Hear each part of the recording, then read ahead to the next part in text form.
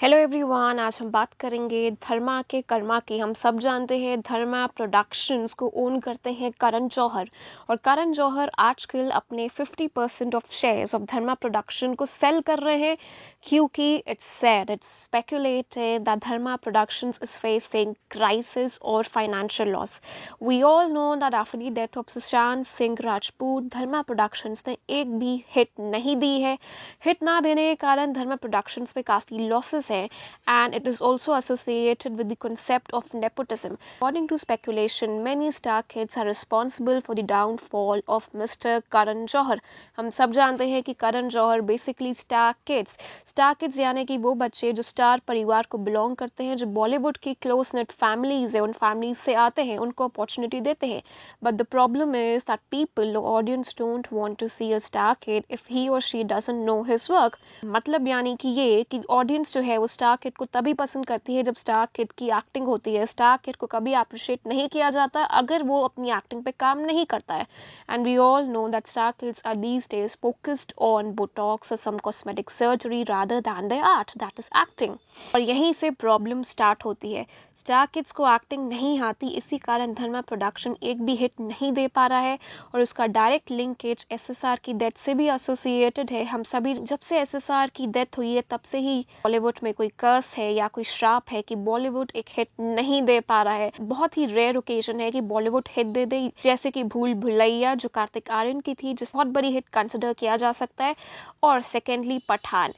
But we all know that Bollywood is faking it to make money. Faking it means Bollywood दे रहा है fake collection. Karan Johar ने खुद इस बात से एग्री किया था, खुद इस बात को कबूला था कि वो fake collection देते हैं ताकि लोग आके उनकी मूवीज देखें, ताकि उनकी मार्केट में रेपुटेशन बनी रहे।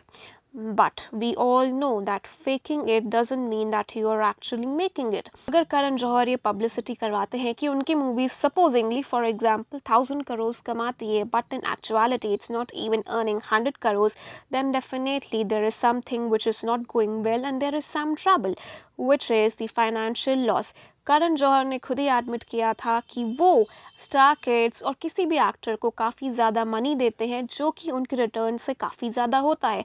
The star or the actor is not capable of returning the money. But the problem is, why is Karan Johar facing this issue? Karan Johar is facing this issue because of the concepts of karma. That Karan Johar ne, due to some reasons,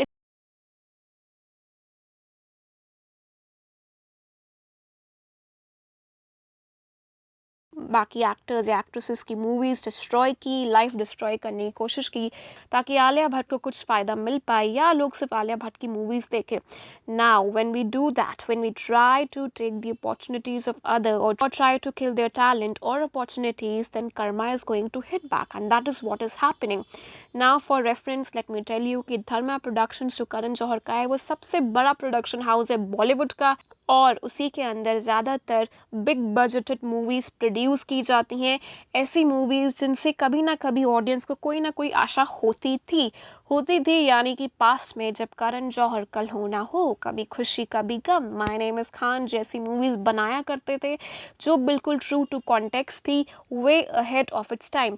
for example, जब कल हो ना हो आई थी तब उसने सारे records genuinely और ऑनेस्टली ब्रेक किए थे। एंड इसका एक और फैक्ट है the presence of Shahrukh Khan. We all know that SRK is a big superstar and Karan Johar has been benefited by the stardom of SRK.